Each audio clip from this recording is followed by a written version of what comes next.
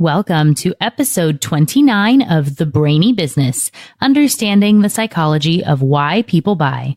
Today's episode is all about resolutions and keeping commitments. Ready? Let's get started. You are listening to the Brainy Business Podcast, where we dig into the psychology of why people buy and help you incorporate behavioral economics into your business, making it more brain-friendly.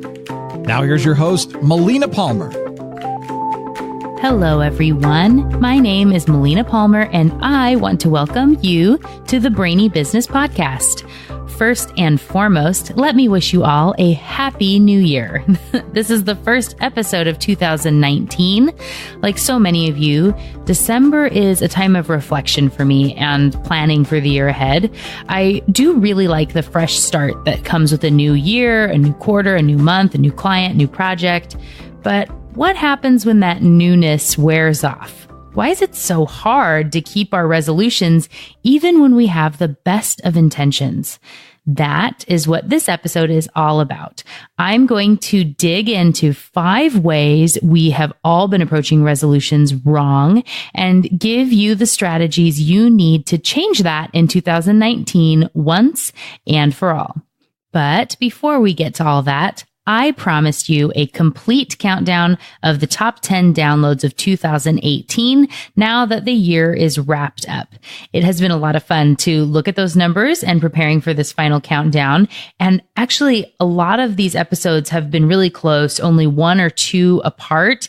And some of them, there was actually a few that made some last minute pushes here at the end, and it's been shifting all day. I've been waiting to record this until the 31st was officially over.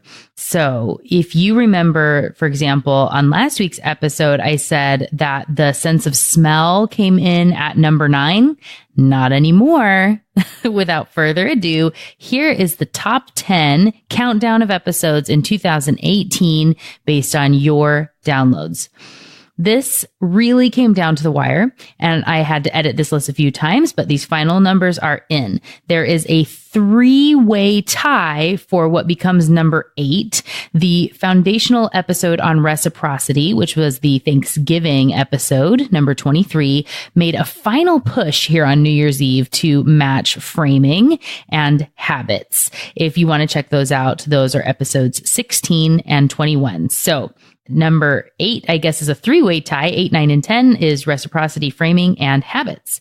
Next, charging its way forward to number 7 on the countdown was episode 25 on the sense of smell, the only one of the senses to make the top 10.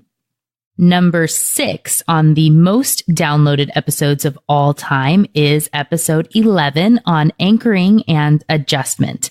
I know my friend Debbie Page just released a favorite things video to her group, and I was very honored that the Brainy Business Podcast made the list of her favorite things in 2018, and this one was one of her favorite 3 episodes that she called out on her video. So thank you for that shout out, Debbie. Next, we jump on to the top 5 with episode 3, Do Lead Magnets Work and Do You Need One? This episode had a triumphant climb over the last couple of months. It had been lagging for a while. Perhaps this is thanks to my friend Nikki Rausch, who I know has recommended it to a lot of her clients and friends. Thank you, Nikki. I appreciate that very much. Then we come in at number 4, which was the very first of the Behavioral Economics Foundation's episode, Loss Aversion, which was episode 9 of the podcast. And now for the final 3 most downloaded episodes of 2018. Coming in at number 3 is one of my very favorite episodes, The Truth About Pricing, which was episode 5 of the podcast. This episode holds a special place in my heart as it was the foundation for the popular It's Not About the Cookie series and framework. And I'm excited to announce that a book is in the works, as well as workshops and an online course for the truth about pricing. So look for that in 2019. Next, number 2 on the list is Episode 2, the top 5 wording mistakes businesses make. This was one of my favorite episodes of all time, and I am not surprised it was so popular, as it was created based on requests via social media before the podcast even launched. And with a bit of a mental drum roll, if you can do that in your brain for me, the most downloaded episode of 2018, which may or may not surprise you, was Episode 1, Unlocking the Secrets of the Brain, has the honor of claiming this top spot for most downloads. And actually, what came in just under 9% of total downloads for the year. So really had a significant portion of those downloads. It was obviously the first one I ever recorded, and I really put my heart and soul into that one and every episode since, but it holds a special place for me. So thank you to everyone who has downloaded that, as well as everyone who's subscribed and shared, rated, reviewed. I really appreciate you more than I can say. 2019 has some very exciting things in the works, some of which I've already mentioned here in the episode, but make sure you're following on Facebook, Instagram, Twitter, and YouTube, where you can find me as The Brainy Biz, B-I-Z, for announcements and updates, which you will also get if you are subscribed to the weekly email list. If you don't yet receive those weekly emails and you would like to, you can download any of the freebie worksheets. There are actually 21 of them now from the website, thebrainybusiness.com, and just click on podcasts and you can download any of those. If you are in the States and you would like to sign up from your phone, you can just text the word Brainy, B-R-A-I-N-Y, to 345-345, and you will receive my ebook as a free gift. And then you'll be just added into the list, super easy, and access the secret freebie page that has all that info on it. And so, you know, the show notes for this episode with the links to all the episodes in the top 10, as well as any articles, studies, or items I'm going to reference throughout the episode, shout out links and things like that will be found either in the app you're listening to this on, or you can visit thebrainybusiness.com/29, because this is episode 29. Now that we've summed up the best of 2018, let's jump ahead to 2019 with this episode on resolutions. What do you think about resolutions? Do you like them? Love them? Hate them? Personally, I've never been a big fan of resolutions. Don't get me wrong. I'm all about change and new beginnings. I love projects and opportunities to grow, but sweeping declarations that don't stick have never really been my jam. I've never enjoyed investing time in things that will fail, and resolutions don't have a great track record for lasting change. Why is that? Well, if you've been listening to the podcast for a while now, it likely doesn't come as a surprise. The subconscious brain makes 99% of your decisions. It makes those decisions based on proven rules of thumb, which it has found to work over your lifetime or our genetic evolution as a species. When you say you want to change something, you can have the best of intentions, but as with many things, resolutions are easier said than done. It's like the example I give in the episode on availability. You can't simply tell your brain that the word apple will no longer be associated with the color red. You may consciously want to change the association, but your subconscious isn't going to register that. It can't change the foundation of what it has built the idea of an apple upon. When you think of the word apple, you get all the things it is not, and anything that's remotely associated with it going through that filter in your subconscious brain. And if you remember from the episode on habits, our brains are constantly looking for rewards. Many things our brains find rewarding are things we want to change. Eating ice cream, binging Netflix, scrolling through social media endlessly, or buying things we can't afford. But don't worry. It's not all doom and gloom.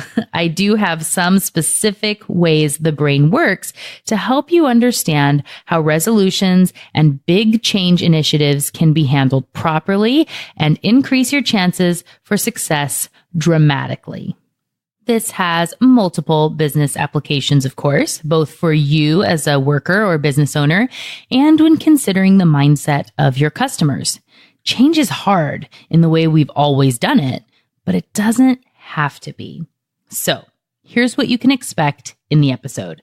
I'm going to start with several concepts in behavioral economics, none of which have had their episodes yet. They are coming soon to lay the foundation for the complexity of going from making a resolution to keeping one. We're going to start with one of my favorite topics that I've been promising an episode on forever: time discounting. Next, we'll get into anticipated regret and something called counterfactual thinking. This is kind of a fancy way of saying what if. And then we're going to move on to willpower and how it behaves as both a battery and a snowball. And then on to nudges. And finally, I'm going to bring it all together with some tips for you. Ready? Here we go. I'm so excited to finally kick off the discussion on time discounting. From the first time I learned about it in my master's program, I knew this was a fascinating topic that needed much more investigation and that I wanted to share with others in any way I could. While I have wanted to do its episode for some time now, I have forced myself to wait because I have a research project coming out soon where this was the main concept I investigated. And so those are going to need to be in a series. But I could not do an episode on resolutions and not begin the conversation on time discounting. So what is it? I like to call this the Monday effect. While January 1st is a prime time for sweeping declarations of change, it only comes once a year. We like to make big proclamations more often than that, so we have new months and quarters, but we also have a built-in option each and every week. Have you ever said you would start something on Monday? Perhaps a new diet, exercise plan, savings program, mindfulness practice, less procrastination. You get the idea. Most of us see Monday as this magical new opportunity each week where we're going to be able to change. It's a line in the sand we can draw and we're going to step over it. We're going to move forward. We're making it happen. We make the plan, dedicate some time on the weekend, eat the last bad contents of the fridge maybe, go to bed Sunday night feeling super awesome and motivated. Then, in what seems like minutes instead of hours, the alarm goes off. Oh, where did the motivation go? Why do you feel like a completely different person today than you did last night? You think, maybe tomorrow's a better day to start.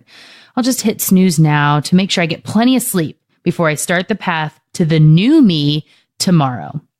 But just like Magical Monday, tomorrow never really comes. This is time discounting at work. Let's start with that feeling like a different person when you wake up on Monday statement. Our brains have been found to light up in a certain way when we're talking and thinking about ourselves.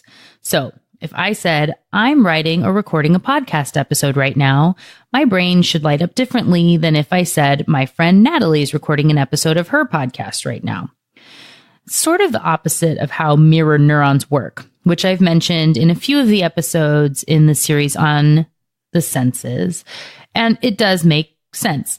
In general, we should know and think about ourselves differently than other people, even though we can relate and learn from them through mirror neurons.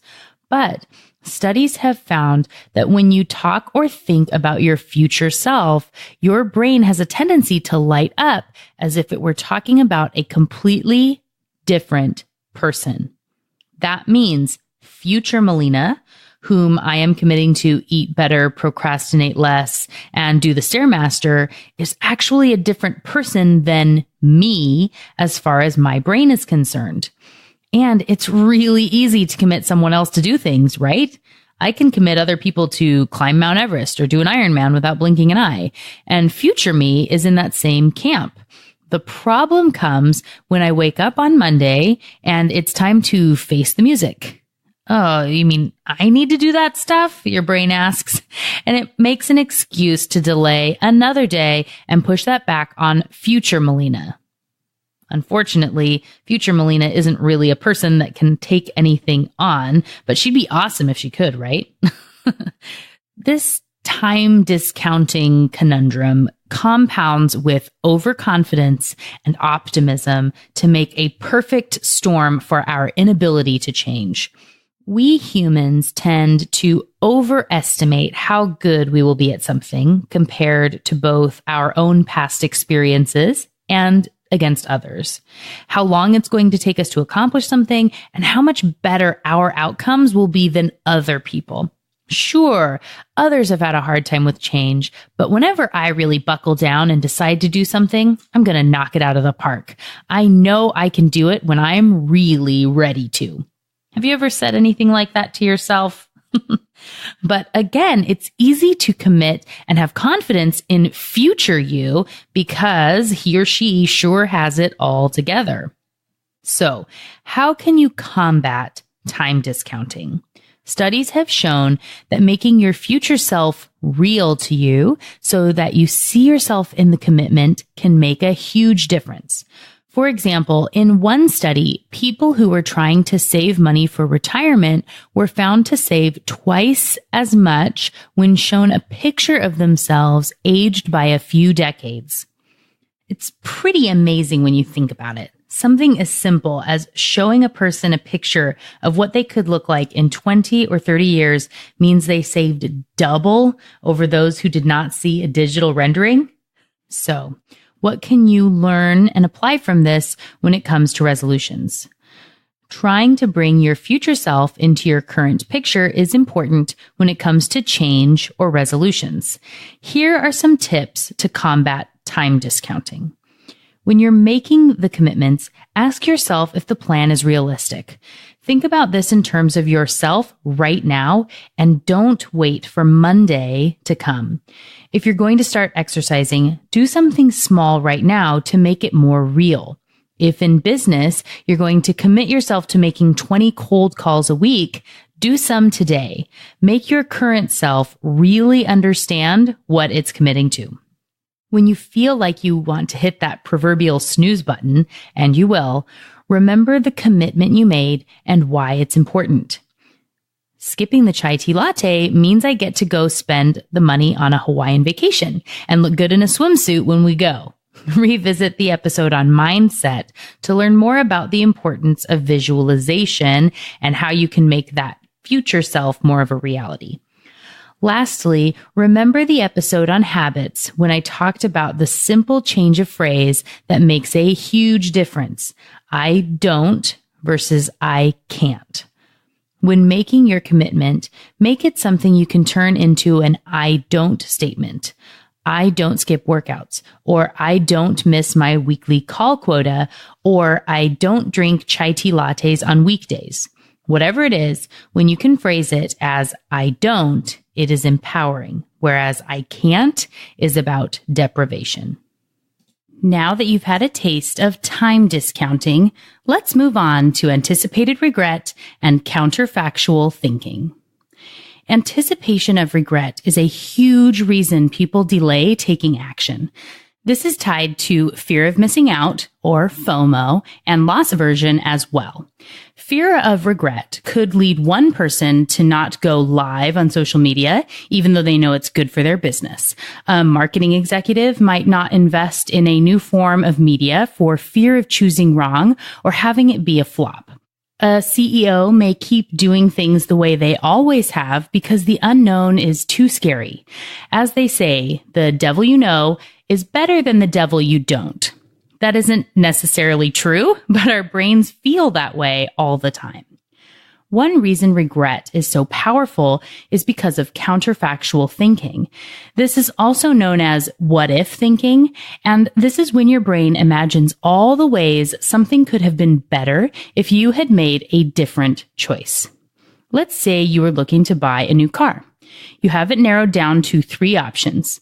One is safe, one is stylish, and one is on sale. As you evaluate the options, you build each of those up in your mind. And no matter which one you choose, the brain doesn't simply forget those other things you evaluated, especially if you put a lot of thought into them and were really processing all the options. Let's say you went ahead with the one that was the best deal. It was the cheaper model without bells and whistles. If something went wrong on that car, your brain would start to have what if or if only thoughts about the cars you didn't select. And the crazy thing is, it will combine the best features of those unselected items into a super choice, which doesn't really exist, but it makes you feel even worse about the decision that you made. So instead of comparing the choice you did make against one of two other real options, a car with a lot of safety features or another that was super stylish, your brain creates a super safe, awesomely stylish car that you could have had if only you hadn't picked the stupid good deal car. How does this apply to resolutions?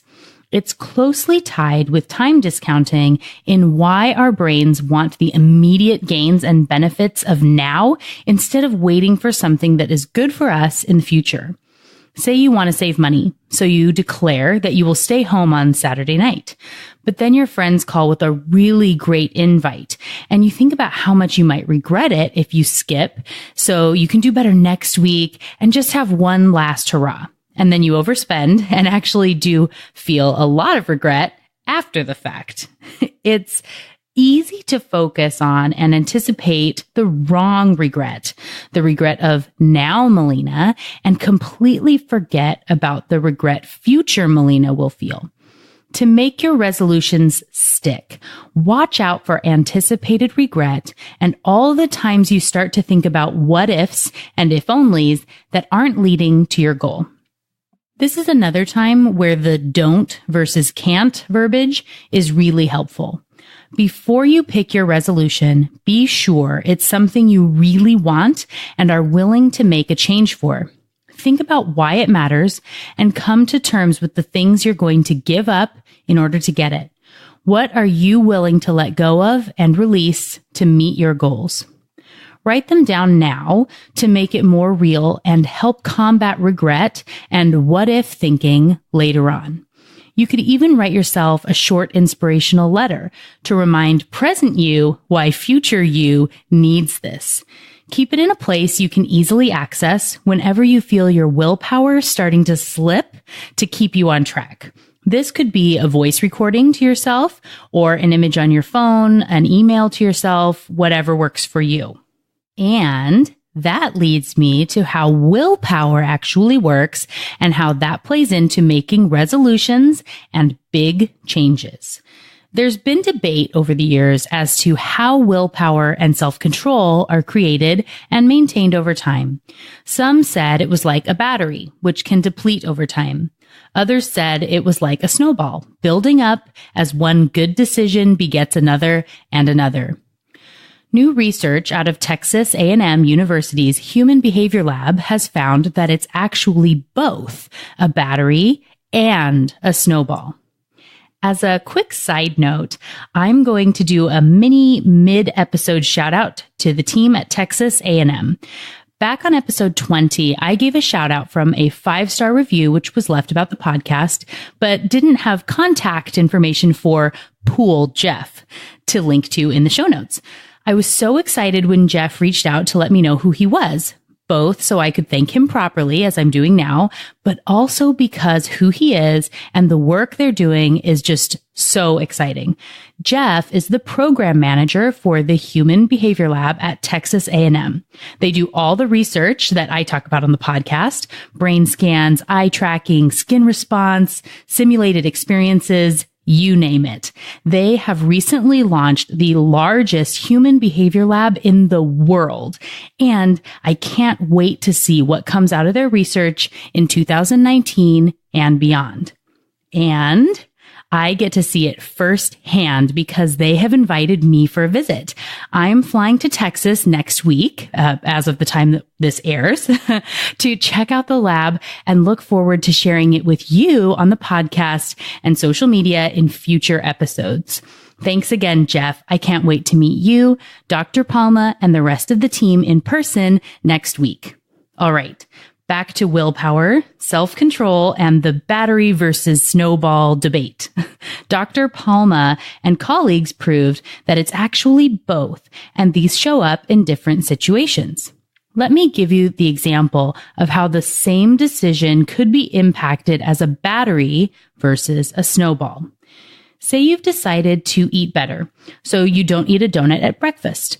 If you are in the battery category, you've used up your healthy eating battery, and now that it's depleted, you're more likely to eat that 2:00 brownie or have cake after dinner.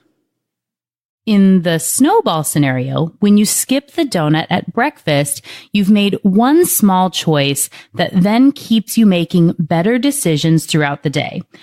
I know when I work out for the first time in a while, and it's a really grueling endeavor, I feel a lot less desire for a high-calorie snack later in the day because I don't want to undo the effort I made in the morning. This would be that snowball scenario, and some other research into habits talks about keystone activities and tactics. So potentially, the keystone is what drives all the better behaviors. So if you choose to exercise, you might do better in all these other areas if that's the way that it works for your brain. But you really have to figure some of that out for yourself and where your varying points are.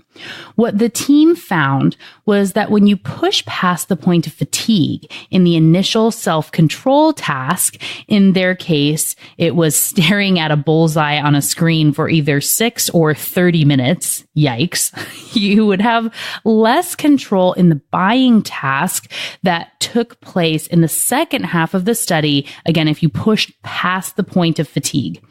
Those who eased off and didn't hit a fatigue point were able to have a snowball benefit and continue to make good choices later on. This is a lot like the overwhelmed brain study I've mentioned before on the show, where trying to remember a 7-digit number instead of a 5-digit number means you're more likely to choose chocolate cake instead of fruit salad. When you try to commit to too much and come in too hard and too fast, you are setting yourself up to fail. Saying you're going to go from 0 cold calls in 2018 to making 100 a week is probably going to cause burnout and fatigue pretty quickly. Your battery will be depleted before you actually accomplish anything. Similarly, setting yourself up with too many goals and tasks is also a recipe for failure. You can't focus on so many things at once. It's nice to dream, but remember, we are programmed to be overconfident and discount how much effort and time something will take. If you could only do one thing and do it really, really well, what would you want that to be? What is the one thing that will change your business next year? And how can you put all your effort toward meeting that one goal? Warren Buffett has been famously attributed to having great focus on things that are important to him. And one story I heard about him really stuck with me since I read it years ago. It's the story of a conversation he had with his pilot, who had been flying his private jet for a decade. The pilot had his own goals and asked Buffett to help him achieve those goals in his life and work. It's only 3 steps. I'm going to tell you them now so you can go ahead and try them as well. And this is a really great way to set up what your resolutions are going to be. First, Buffett told him to write down his top 25 goals for his life and business. They could be a varying time frame, so it's not like they're all things that you're going to do in the next year. But if you were to say in your life, what are your 25 goals over all time? What are those going to be? Once he had these goals, he was instructed to circle the top 5 most important ones. These were the things he wanted more than anything else in the world. And yes, they can only be 5. Yes, it's hard, but those are the rules. The man now had 2 lists. List A with the top 5 priorities and list B with the other 20. The man was inspired and said he was going to start working on achieving those top 5 items on list A that very night. And then Buffett asked about the other list. What would he do about those 20 items? The pilot replied, well, the top 5 are my primary focus, but the other 20 come in at a close second. They're still important, so I'll work on those intermittently as I see fit as I'm getting through my top 5. They aren't as urgent, but I still plan to give them a dedicated effort. Does that sound like something you've maybe said in the past? To this, Buffett replied, no, you've got it wrong. Everything you didn't circle just became your avoid at all cost list. No matter what, these things get no attention from you until you've succeeded with your top 5. This can be hard to accept, but not having a clear focus and narrowing down your purpose is why we lack self-control and have a hard time making serious changes. Those things we really want to implement, we can't because we're so scattered. This is why so many of us end up with tons of half-finished projects instead of 3 really amazing things we've accomplished.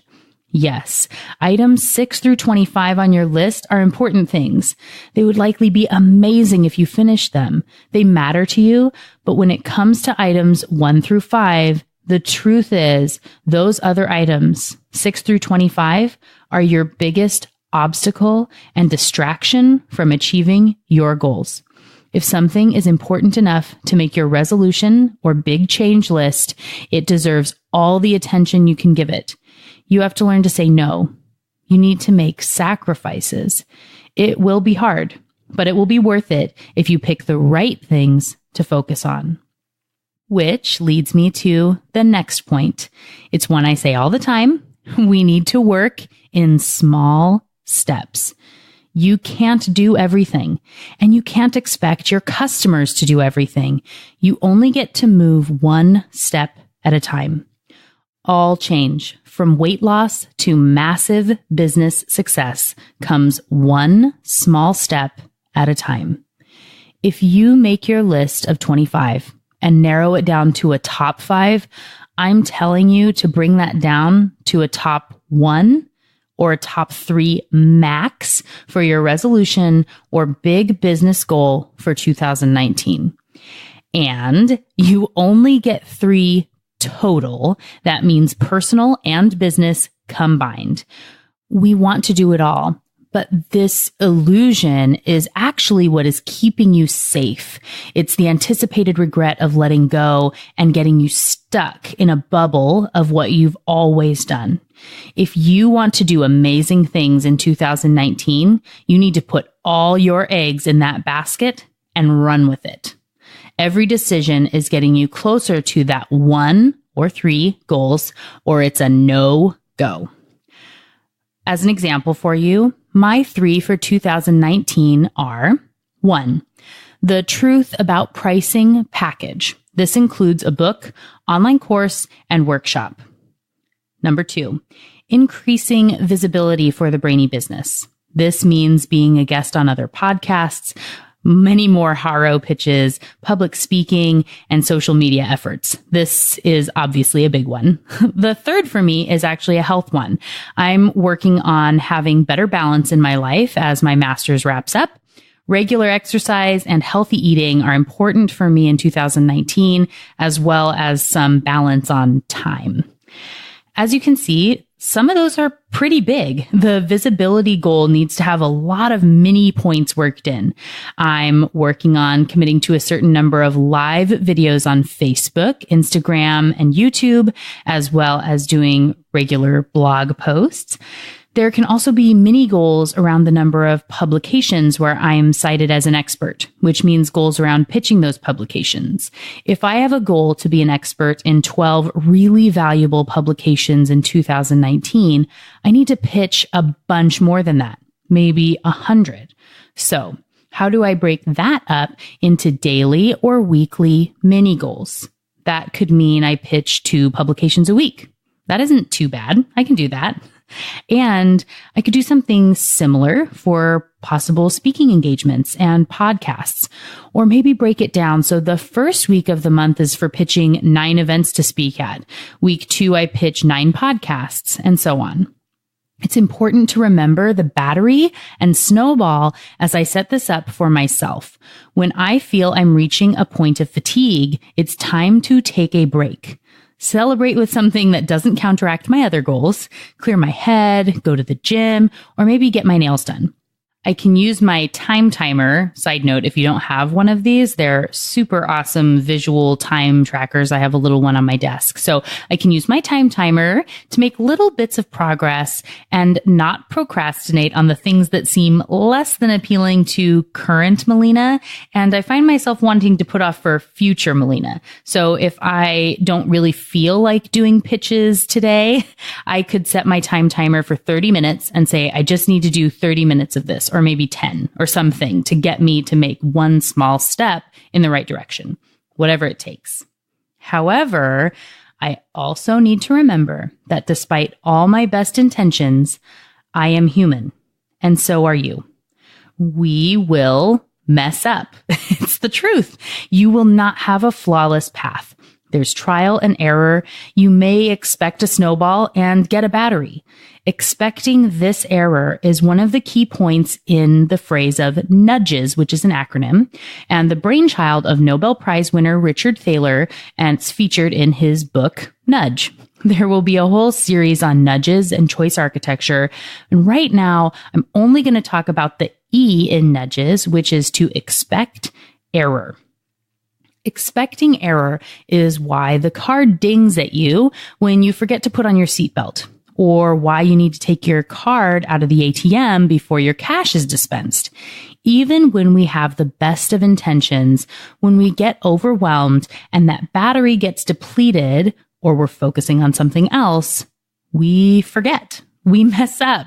We will make an error somewhere, but it doesn't have to melt the whole snowball. If you expect that you're going to fail on your path, try and think about it now. What are the most likely spots you could slip up? Make a list of all the spots where you might be likely to slip up for those top 3 goals you've set, your 2019 resolutions.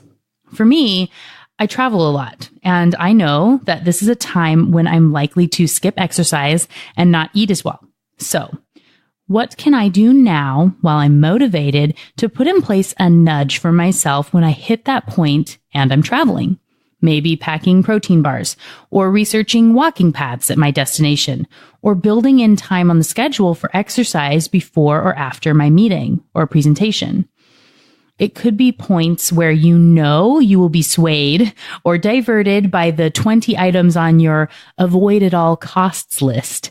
If you spend a lot of time at networking events but never follow up, limit the number of events you attend, knowing it may mean cutting out some you really like attending but aren't right for your business, and schedule in time for follow-ups. Set goals before you go for how many connections you're going to make. Maybe it's just one really solid lead, or maybe it's 5.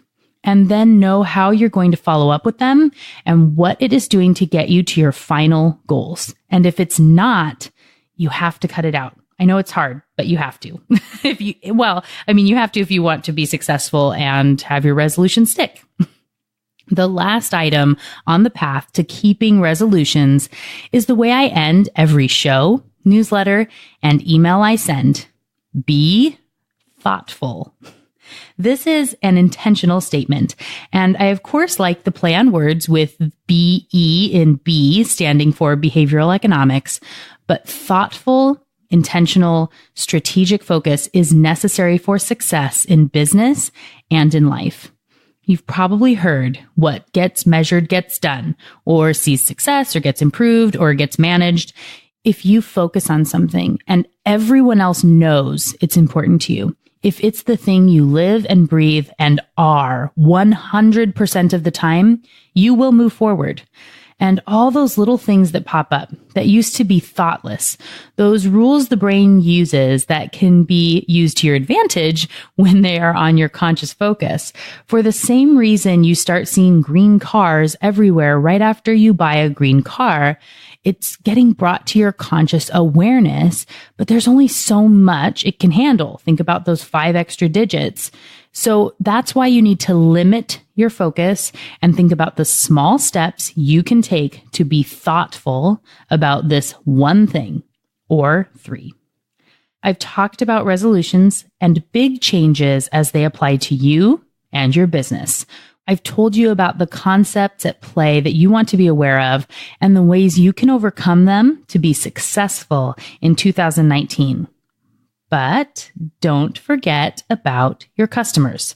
They're subject to all these same pitfalls, and it's more frequent than just January 1st. If you're a nutritionist, how can you help your clients at the time they need it most if you expect the error? Can you send an encouraging text at 1:45 if you know they often slip and eat a sugary snack at 2 o'clock? My friend Emmy Perez of Blissfully Healthy is a coach for women to help them overcome emotional eating. She's structured her YouTube channel so her weekly encouraging video comes out Thursday mid-evening, a time she knows from experience is difficult and error-filled for emotional eaters. It's such a smart strategy and something that makes her look smart and thoughtful and really helpful for her clients without having to call it out specifically. Great job, Emmy. I've linked to her channel in the show notes if you want to check it out and subscribe. Maybe it can help you with your resolutions this year.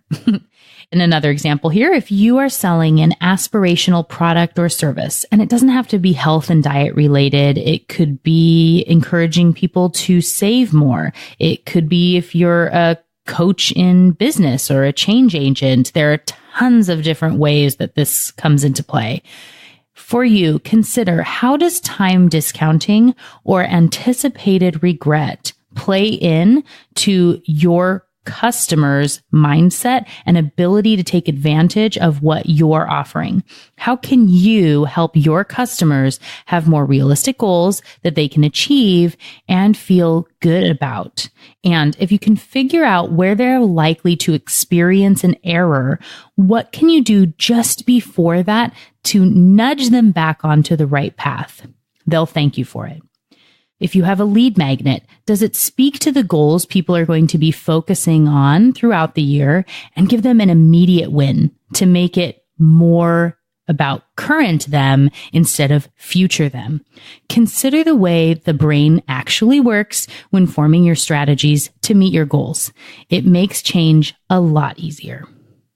And if you would like help incorporating behavioral economics into your strategies, let's talk. Clients of all sizes, from corporations to financial institutions and solopreneurs, hire me to make their messaging more brain-friendly, increasing their impact and exceeding their goals. If you want to see those same benefits and find out if we're a fit, go to thebrainybusiness.com and click on Work With Me. You can learn a little more about how businesses work with me and schedule your free discovery session. Again, visit thebrainybusiness.com and click on Work With Me. Or if you prefer, you can just send an email to melina@thebrainybusiness.com. I look forward to working with you. All right, that's it. Episode 29 on resolutions is complete. But there's plenty of work to do, right? You still want to write down your 25 and then narrow it down to 5 and then to 3 and do all the different tasks on the way. I've shared my resolutions with you. Will you share yours with me? Come on over to Facebook, Instagram, or Twitter, where you can find me as The Brainy Biz, and claim your top 1, 2, 3 resolutions. It will make you more accountable, I promise. And I look forward to hearing them. Next week, on episode 30, I'm talking about something all over the news these days: booms and busts, how they work and how our brains keep us falling into the same traps, and how you can avoid them in the future. You won't want to miss it. Until then, thanks again for listening and learning with me. And remember to be thoughtful. Thank you for listening to the Brainy Business Podcast. Melina offers virtual strategy sessions, workshops, and other services to help businesses be more brain-friendly. For more free resources, visit thebrainybusiness.com.